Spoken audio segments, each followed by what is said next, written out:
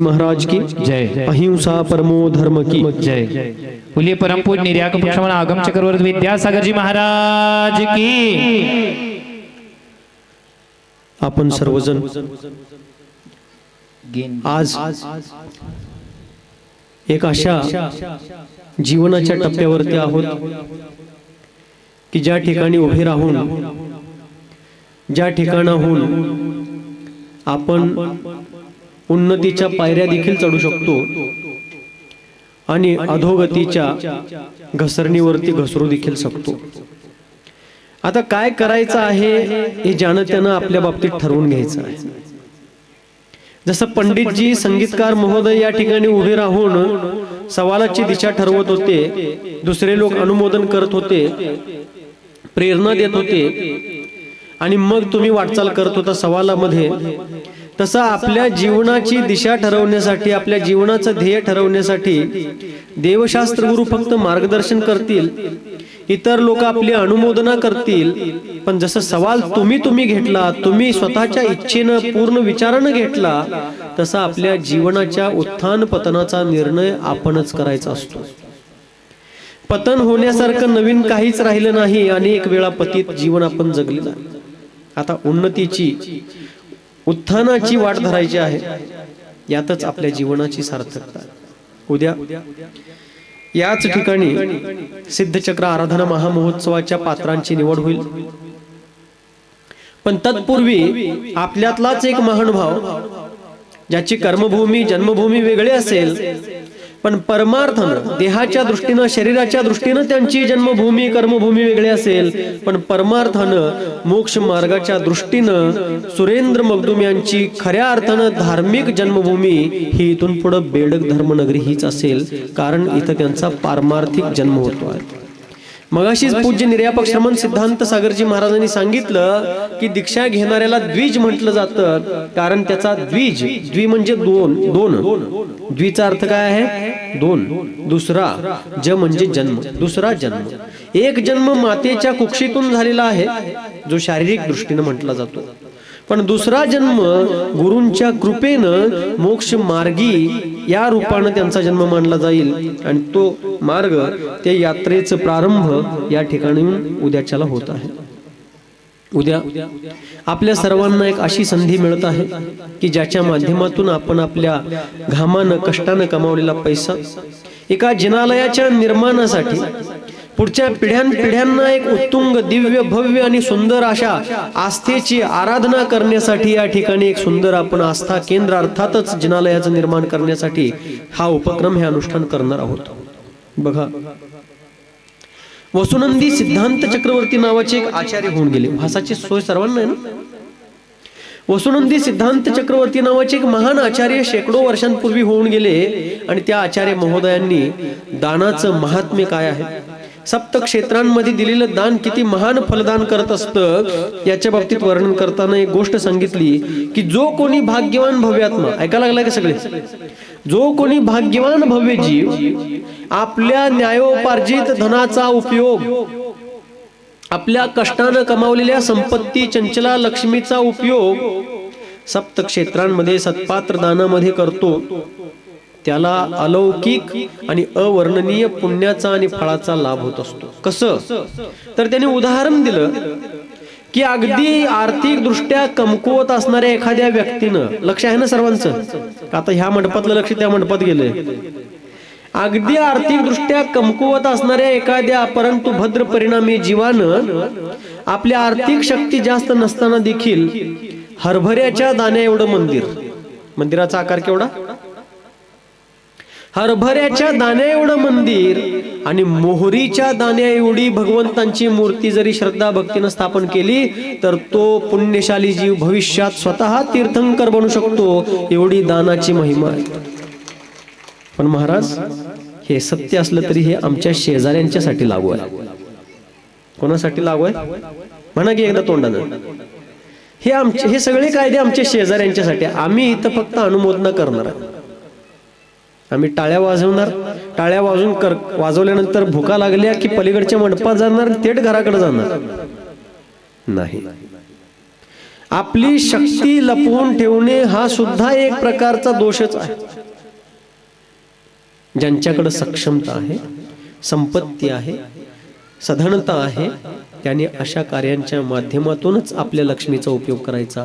इतरांनी ज्यांच्याकडे तेवढ्या विपुल मात्रेमध्ये, पुष्कळ मात्रेमध्ये धन नसेल तर आपल्या शक्तीनुसार करायचा आहे. शक्ती ओलांडून करायला कुठेही आचार्यांनी सांगितलं नाही. जैन धर्मामध्ये घर जाळून कोळशाचा व्यापार करायला कोणीही कधीही सांगितलेलं. दानाची महिमा अचिंत्य आहे. आचार्यांनी सांगितलं की खसखशीचा दाना जेवढा लहान असतो, वडाचं बीज, वडाचं झाड असतं ना, वडाच्या झाडाचं बीज सुद्धा खसखशीच्या दाण्या एवढंच लहान असतं. पण ते छोटंसं बीज उपजाऊ सुपीक भूमीमध्ये चांगल्या प्रकारे पेरलं, त्याला खत, पाणी, हवा, प्रकाश सगळं व्यवस्थित मिळालं, त्याचं संरक्षण, संवर्धन करण्यासाठी सगळी तरतूद केली, तर खसखशीच्या दाण्या एवढं छोटंसं बीज सुद्धा अल्पावधीमध्ये आकाश दिसणार नाही एवढं विस्तारतं. तसं सप्त क्षेत्रांमध्ये आणि सत्पात्रांमध्ये केलेलं थोडंसं दान सुद्धा विशाल भरभराटीचं फळ प्रदान करतं. म्हणून दान देत असताना विवेकपूर्वक, शक्तीपूर्वक करायला कधीही संकोच करू नये. शक्तीपूर्वक म्हणाला, कर्ज काढून दान द्या असं कोणी म्हणत नाहीत, म्हणणार देखील नाही. पण जे दुसऱ्यांना कर्ज देऊ शकतात त्या माणसाने या गोष्टीत कधीच मागे राहू नये. बघा, एक सासरे होते, एक बुजुर्ग व्यक्ती होते, वडीलधारी होते, त्यांना 4 सुना होत्या. महाराज तुमच्याकडे 4च सुना असतात काय? काल पण 4च होते, आज भी 4च आहेत. एक सासरे होते आणि त्यांना 4 सुना होत्या. सासरे वयस्कर झाले होते, आता त्यांचा वृद्धापकाळ इतका पुढे गेला होता की त्यांना अंत निकट दिसत होता. आणि म्हणून माझ्यानंतर माझं कुटुंब, माझा परिवार व्यवस्थित चालावा, घरामधल्या सगळ्या गोष्टी व्यवस्थित असाव्यात याची त्यांना चिंता होती. मुलं माझीच आहेत, माझ्या संस्कारांनी ती मोठी झालेली आहेत, माझ्या अनुशासनानं ते पुढे वाटचाल करत आहेत. पण सुना माझ्याशी आपुलकी ठेवत असल्या तरी देखील त्यांची थोडीशी परीक्षा बघितली पाहिजे. मी नसताना देखील त्यांनी या कुटुंबासोबतच ह्या घरामध्ये जो धार्मिक वारसा आहे, धार्मिक संस्कृती आहे, त्याला सुद्धा टिकवलं पाहिजे. आमच्या घरामध्ये रोजच्या रोज जिन भगवंतांची पूजा होते. आमच्या घरामध्ये रोजच्या रोज देवशास्त्र गुरूंची आराधना होते. आमच्या घरामध्ये रोजच्या रोज सामूहिक स्वाध्याय होतो. आणि जेव्हा कोणी आमच्या गावामध्ये सत्पात्र असतील, त्यागी व्रती, महाव्रती असतील, त्यांना आहार दान करायला सुद्धा आम्ही मागे कधी राहत नाही. ही परंपरा, ही संस्कृती आम्ही कोणीही नसताना या सुनांनी जोपासली पाहिजे, हा विचार सतत त्यांना प्रेरित करत होता. आणि मग एके दिवशी त्या सासरे बुवांनी आपल्या 4ही सुनांना एकत्र बोलवलं. एकत्र बोलवल्यानंतर त्यांना सांगितलं, समोर या असे. आणि 4ही सुना समोर आल्यानंतर त्या सासऱ्यांनी स्वतःजवळ काहीतरी ठेवलेली होते, एक वस्तू. एका आवरणाखाली त्यांनी वरचं आवरण काढलं तर एका भांड्याखाली, एका पातेल्यामध्ये, त्या आवरणाखाली एका पातेल्यामध्ये ज्वारी होती, ज्वाळा. आणि त्या सासऱ्यांनी पहिल्या नंबर पासून 4थ्या नंबर पर्यंतच्या प्रत्येक सुनीला बोलवलं आणि त्या पातेल्यातनं एक एक मूठ ज्वारी घेतली आणि प्रत्येकीच्या ओटीत घातली. महाराज त्यांची पण गोद भराई होती काय? नाही. ज्वारी त्यांना दिली मूठ भर आणि चौघींना दिल्यानंतर सांगितलं, आता समोर बसा सगळेजण तुमच्या जागी. चौघीही बसले. त्यांनी सांगितलं, हे बघा, मी तुम्हाला आज ही मूठभर ज्वारी दिलेली आहे. आज तुम्हाला अमुक तारखेला 24 जानेवारी 2026 रोजी ही ज्वारी देतो आहे असं त्यांनी सांगितलं. आणि ठीक 24 जानेवारी 2027 रोजी ही ज्वारी मला पाहिजे. कळा लागले सगळ्यांना? आहे लक्ष? त्यांना काय पाहिजे विचारा. त्यांना हा काय पाहिजे? लक्ष इकडे द्या. आणि तुम्हाला पुढच्या वर्षी मी ज्वारी मागितल्यानंतर तुम्ही मला ती परत केली पाहिजे. या प्रकारे आपापसात बोलू नका, इतरांना डिस्टर्ब होते. आणि त्यावेळी त्यांनी सांगितल्यानंतर थोरली सून म्हणत्या, मामा आता वय झाल्यामुळे त्यांना काय तर्क बुद्धी राहिली नाही, काय तरच सांगत बसले. मोठभर ज्वारी काय वर्षभर सांभाळत बसायचो आहे, केव्हा मागतील त्यावेळेला बघू म्हणले. 4घी जणांनी दिली. त्यांनी आपापल्या बुद्धीनं विचार केले. सगळेजण निघून गेले. वर्ष उलटलं. वर्ष उलटलं, ज्या वेळेला दिलेली तारीख आली आणि त्या सासऱ्यांनी बोलवलं. काय मामा का बोलवलंय? 4ही सुना आल्या. हे बघा, तुमच्या लक्षात आहे का काय? मागच्या वर्षी ह्याच तारखेला मी तुम्हाला मोठमोठभर ज्वारी दिलो होतो. ती ज्वारी ह्या तारखेला मी पुढच्या वर्षी घेणार म्हणून सांगितलं होतं. आता 30 तारीख आल्या, तुमच्या लक्षात नाही वाटतं कोणाच्या? अहो वा म्हणा लागली, आणा जाऊ ती ज्वारी घेऊन या जाऊ. पहिली सून थोरली म्हणा लागली, मामा तुम्ही सांगितलं होतं खरं, वर्षभर ते कुठं जपून ठेवायचं म्हणून ते काय नाही, मी जळायच्या म्हणतो दळायच्या ह्याच्यात घातलो, ते दळून भाजी भाकरी करून तवाच संपवलं म्हणले. बर बसा म्हणले. दुसऱ्या सुनेला बोलवले, हा तुमची ज्वारी कुठं आहे? ती म्हणली माझी ज्वारी आहे, पण त्या सगळ्या ज्वारीला आता मी बघून घेऊन येतो, कुठं ठेवलं काय ठेवलं बघून येतो म्हणले. गेली बघितली, पण ते कुठं सापडलीच नाही. ते पण इकडं तिकडं झालं, हलगर्जीपणा. तिसरी सून मात्र जरा जागृतीची होती आणि ती तिसरी सून तसंच त्यांनी सांगितल्यावरती ज्वारी घेऊन आली. ते ज्या कापडामध्ये बांधून ठेवली होती, पण कापड आणून तिथं उघडल्यानंतर त्यामध्ये फक्त त्या ज्वारीच्या दाण्यांची फोलपट होती, बाकी सगळ्या नुशा होत्या. नुशा माहिती आहेत की तुम्हाला? नुशांनी खाऊन टाकलं होतं. चौथी सुनेला ज्यावेळेला विचारलं, चौथी सून कुठली होती? कुठली? ते तर बोला, बोलायचं राहू दे, हे तर बोला की. चौथी सून कुठली? बेडकची होती. चौथी सून म्हणली, मामा तुम्ही मागच्या वर्षी ह्याच तारखेला ह्याच वेळेच्या दरम्यान आम्हाला चौघींना पण एक मोठमोठभर ज्वारी दिला होता, माझ्या लक्षात आहे. ती ज्वारी मी पूर्ण जपून पण ठेवलोय, पण ती ज्वारी इथं आणून मला तुम्हाला दाखवता येणार? तुम्ही माझ्या सोबत यावं लागेल, ते तरच मी तुम्हाला ज्वारी दाखवू शकेन, इथं आणून दाखवणं मला शक्य नाही. मामा म्हणू लागले, काय हे सगळं तुझं अज्ञान? मूठभर ज्वारी इथं आणून दाखवणं शक्य नाही तुला? उगाच काय तर सांगत बसलेस. नाही हो मामा, मी सांगते म्हणून चला म्हणून तिनं विनंती केली. शेवटी तिच्या मार्दव भावाला ऐकून, तिच्या नम्रतेला बघून मामा तिच्या सोबत गेले, म्हणजे सासरे गेले तिच्या सोबत. पण ती घराच्या बाहेर पाठीमागे त्यांची शेतं होती आणि शेतात एक कोपऱ्याला गोदाम होती, गोडाऊन सारखं होतं, तिकडं घेऊन गेली. मामाला काय कळलं, हे गोदामाकडे का नाही लागले ते. शेवटी काहीतरी आता वाटेत विचारत बसायला नको, काय करते बघूया, दाखवत्या काय, चला म्हणून बघण्यासाठी गेले. तर त्या चौथ्या सुनेनं त्या गोदामाचं दार उघडलं. उघडल्यानंतर आत पोत्यांच्या थप्पीच्या थप्पी होत्या. मग सासरे म्हणा लागले, अगं ही काय दाखवा लागल्यास? मी दिलेली मूठभर ज्वारी मागा लागलो, हे काय सगळं आहे? पोते कशाचे आहे ते? त्यावेळेला ती सून म्हणते की मामा, तुम्ही तुमच्या चौथ्या मुलाला जे शेत वाटणीनं दिला होता, म्हणजे आमच्या वाटणीला दिला होता, तुम्ही मागच्या वर्षी दिलेली ते सगळे ज्वारी इतर बियाणांमध्ये मिसळून मी आमच्या शेतात पेरून ज्वारीचं पीक घेतलो. आता ते मूठभर मला दाखवता येत नाही. हे सगळी थप्पी जी आहे पोत्यांची, त्याच मुठीभर दिलेल्या ज्वारीचं हे सगळं पुढची राशी आहे. मूठभर दिलं होतं, पण गोदाम भरून ज्वारीची पोती होती. तसं थोडंसं दिलेलं दान देखील विशाल फळ प्रदान करत असतं. म्हणून दान द्यायला कधीही आपल्या शक्तीला लपवायचं, शक्ती ओलांडायचं ना. मी सांगत आहे ना कोणीही सांगत आहे, पण दानाची महिमा समजून घ्या. पण संपत्ती असून नुसता चालत नसतं, संपत्ती बरोबरच दातृत्वाचे भाव पाहिजे, देण्याची वृत्ती पाहिजे, काहीतरी समाजासाठी धर्मासाठी आमचं योगदान असावं, या प्रकारचं समर्पण असावं लागतं. त्यावेळेला ती व्यक्ती ते कार्य करू शकते, नसेल तर नाही.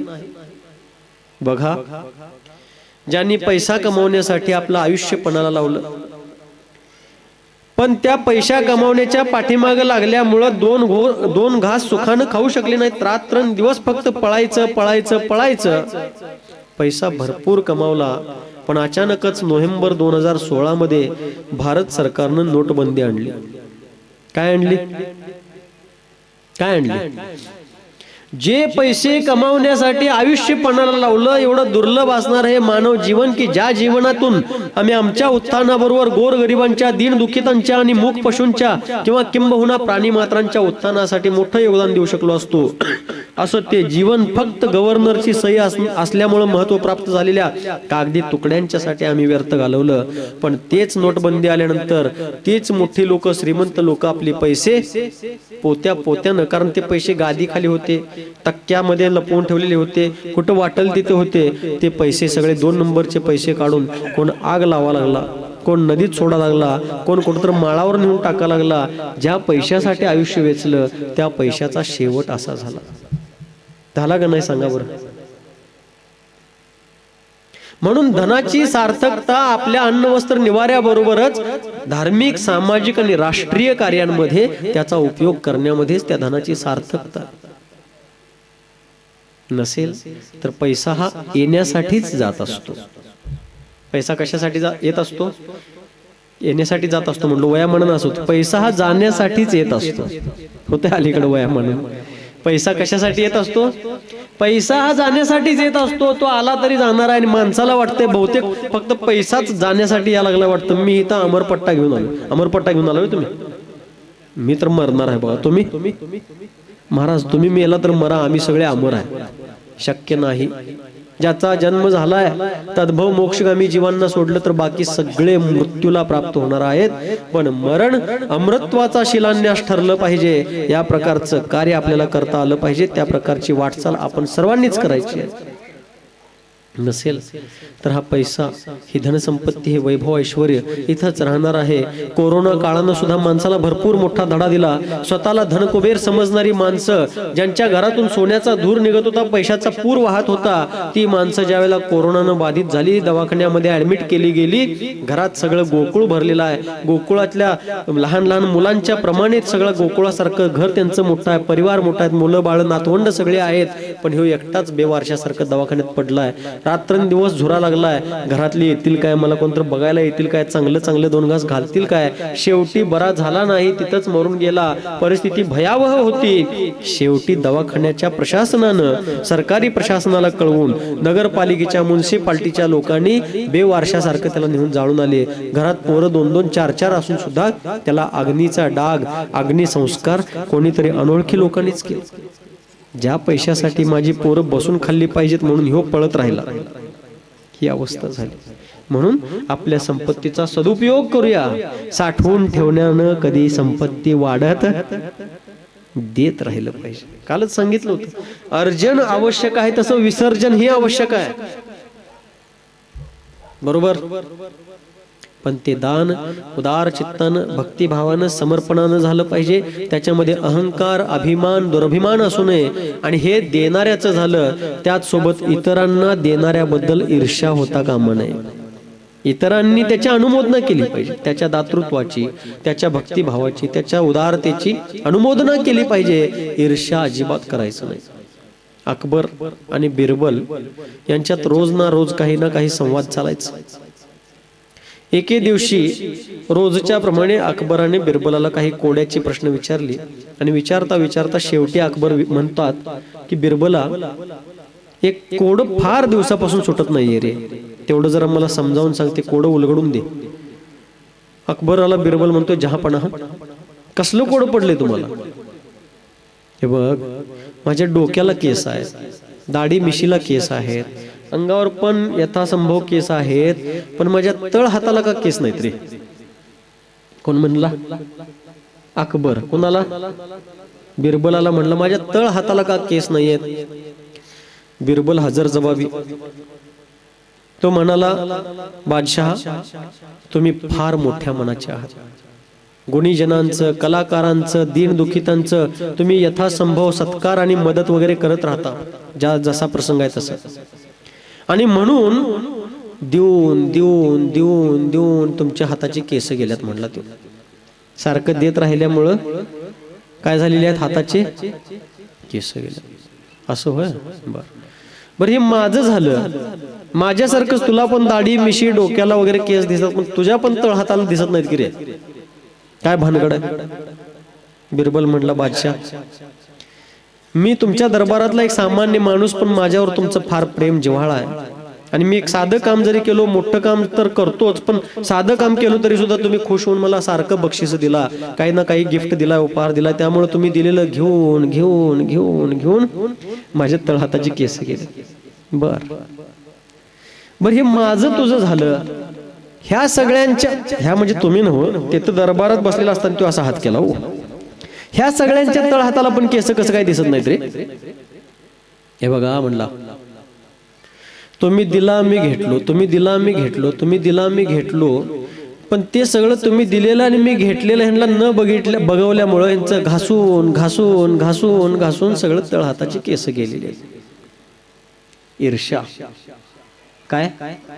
ईर्ष्या, मत्सर, पोटदुखी, तडफडा, तगमग नाही. मला जमत नाही पण दुसरा करतोय, फार छान, फार छान करत आहात, बोला तुम्ही, तुमची शक्ती आहे, तुम्ही करू शकता, अशी प्रेरणा द्या, अनुमोदना करा, पुढे जाणाऱ्याला संबल द्या. ईर्ष्या, मत्सर, तिरस्कार करायचा नाही. आणि दुसरी गोष्ट, शक्ती ही लपवायची नाही. वेळ बराच झालेला आहे, एकच छोटासा प्रसंग सांगतोय आणि नक्कीच थांबतोय. असंच एका गावामध्ये मुनिसंघ आलेला होता आणि त्या मुनिसंघामध्ये पूज्य निर्यापक श्रमण धर्मसागरजी महाराज देखील होते. बरेच श्रावक श्राविका रोज प्रवचनाला यायचे. सकाळी अभिषेक पूजन वगैरे आपापल्या भूमिकेला अनुसरून करायचं, सगळं चालायचं. त्यातच एक गृहिणी होत्या, श्राविका होत्या आणि त्यांना खोकला लागला होता. त्यांना एक चिंता होती. काय चिंता होती की त्यांच्या मालकांना भरपूर संपत्ती असून सुद्धा कधीही दान द्यायचे भाव होत नव्हते. ते स्वतः देत नव्हते, पण बायको जरी काहीतरी बस्तीत पावती फाडा लागली, काहीतरी सवाल घ्यायला लागली, अजिबात घ्यायचं नाही, ते बॅलन्स कमी होते बघ म्हणणार. बॅलन्स एवढा होता की बँकेची खाती सगळी असं ओव्हरफ्लो झाली होती, सगळी ड्रॉवर, सगळी लॉकर, सगळे एवढा बॅलन्स होता. कारण ह्या नवऱ्याची मानसिकताच नव्हती. शेवटी त्या पत्नीने एक दिवस गावात महाराज आल्यानंतर महाराजांना सांगितलं, महाराज आमचं ह्यानी मेक्की त्यांनी किती संपत्ती आहे, जळता जळणं संपता संपना, पिढ्यान पिढ्या बसून खाल्लं तरी त्याचा हिशोब लागणार नाही, एवढं सगळं आहे. खरं साधा 11 रुपये सुद्धा कधी बस्तीत द्यायचं त्यांचं भाव होत नाही, दान करायचं भाव होत नाही, कसं करायचं. मग मी आता आज दुपारी त्यांना प्रवचनला काहीतरी करून घेऊन येते आणि तुम्ही आज जरा दानाचं महात्म्य प्रवचनमध्ये समजावून सांगा. ऐकायला लागलंय काय? झालं 2 मिनिटात. आणि मी दानाचं महात्म्य जरा तुम्ही समजावून सांगताय असं गृहीत धरून त्यांना दुपारी प्रवचनला आणतो. जरा दान केल्यावर काय होतंय, किती महिमावंत आहे ते काम, हे सांगा जरा. महाराज म्हणले ठीक आहे, बघूया, विचार करूया. दुपारी प्रवचन चालू झालं. बरेच लोक बसले होते. थोड्याच वेळात त्या सकाळी सांगितलेल्या गृहिणी श्राविका जोडीनं येताना दिसल्या. कारण महाराजांना माहित नाही त्यांचे मालक कोण आहेत, पण ते येताना जोडीनं आल्यात, ते ओळखले महाराजांनी, बहुतेक हेच यांचे मालक आहेत. आले, बसले. महाराजांनी आपलं विचार मांडत असतानाच त्याचबरोबर थोडं दानाचं महात्म्य सुद्धा सांगितलं. मार्मिक पद्धतीनं त्यांनी दानाचं महिमा सांगितल्यानंतर ते नवरा जो होता त्याच्या चेहऱ्यावरती एकदम असे उत्कंठेचे भाव होते. बायको सारखं वळून बघत होते. ऐकायला लागलेत का आमचे मालक आहेत का, गेल्यात, ऐकत असले तर काय, त्यांचं काय फेस रिडिंग काय, सगळं बघत असताना बायकोला पण समाधान वाटलं. एवढी उत्कंठा चेहऱ्यावर आहे, आता बहुतेक माझं नशीब उजाडते वाटतं म्हणले. झालं, प्रवचन सुटलं, सगळे घराकडे गेले. आणि घरी गेल्यानंतर गेले काय ते धैर्य राहिलं नाही. कधी एकदा विचारतो काय रिप्लाय येते ते बघायचं होतं. विचारली बायको, काय हो महेंद्रे, कसं काय वाटलं प्रवचन? हे असलं प्रवचन मी आयुष्यात कधी ऐकलं नाही म्हणलं. कोण म्हणलं? नवरा. असलं प्रवचन, एवढं मार्मिक उद्बोधन मी आजपर्यंत कधी ऐकलोच नाही. त्यानं वास्तविक आजपर्यंत कसलं प्रवचनच ऐकलं नव्हतं. पण म्हणाला आजपर्यंत असलं प्रवचन मात्र मी कधीच ऐकलो नाही. मग दानाचं महत्व महाराजांनी एवढं सांगितलं. काय म्हणणं आहे तुमचं? नवरा म्हणतोय, मला आज महाराजांचं प्रवचन ऐकून दानाबद्दल एवढं आदर निर्माण झालाय, दान कार्य खरोखर त्याच्यासारखं कुठलं कामच नाही म्हणलं. आणि म्हणून मी एक निर्णय घेतलेला आहे, दानासारखं कुठलंच पवित्र कार्य नाही आहे. आणि म्हणून मी माझ्या मनाशी ठाम संकल्प घेतलेला आहे की उद्या सकाळी सूर्योदयाबरोबर, दिवस उजाडल्याबरोबर पावती बुक घ्यायचं आणि गावात घरोघरी दान मागत फिरायचं आणि लोकांना दान द्यायची संधी द्यायचं. म्हणजे ह्यो काय करणार, लोकांच्याकडे जाणार पावती घेऊन, द्या दान म्हणा. अशी प्रवृत्ती नको. आपल्या जवळ आहे ते देऊया. देणाऱ्यानं कधीही थकू नये, घेणाऱ्यानं त्याचा सदुपयोग करावा. इथं तर असलं कार्य आहे, त्याचा तर सदुपयोग नव्हे, अत्यंत अतिशयकारी उपयोग होणार आहे. तर आपण सर्वांनी दातृत्वाची महिमा समजून घ्यायचं, दानाचं फल समजून घ्यायचं आणि उदार हस्ते हे दान कार्य संपन्न करायचं आहे. आता संध्याकाळच्याच वेळेमध्ये उद्या होणाऱ्या दीक्षार्थींचं गोद भराई आहे. त्याचसोबत सायंकालीन सत्रामध्येच आपल्या गावातून त्यांची शोभायात्रा मिरवणूक आहे. कशासाठी? त्यांना मिरवण्यासाठी नाही. त्यांनी जो पुरुषार्थ करत आहेत ते सर्वांना समजावं, सर्वांनी त्याची अनुमोदना करावी, सगळे त्यात सहभागी व्हावेत आणि त्याच्या पुढे जाऊन त्यांच्या पुरुषार्थाला पाहून इतरांनाही या सन्मार्गावरती वाटचाल करण्याची बुद्धी आणि बल प्राप्त व्हावं, प्रेरणा मिळावी, म्हणून अशा प्रकारचे आयोजन उपक्रम केली जातात. नसेल तर पहिला जंगलात दीक्षा व्हायच्या, पण आज सामाजिक परिवेश बदललेला आहे. समाजाला धार्मिक प्रेरणा मिळावी म्हणून या गोष्टी सामाजिक स्तरावरती केल्या जातात. इतकाच त्याच्या मागचा उद्देश. तर या सगळ्या गोष्टी समजून घेऊन आपण आपला पुरुषार्थ सम्यक प्रकारे करूया, आपल्या जीवनाला सार्थक करूया. बोलिये गुरुवर आचार्य भगवान श्री सन्मती सागरजी मुनी महाराज की जय.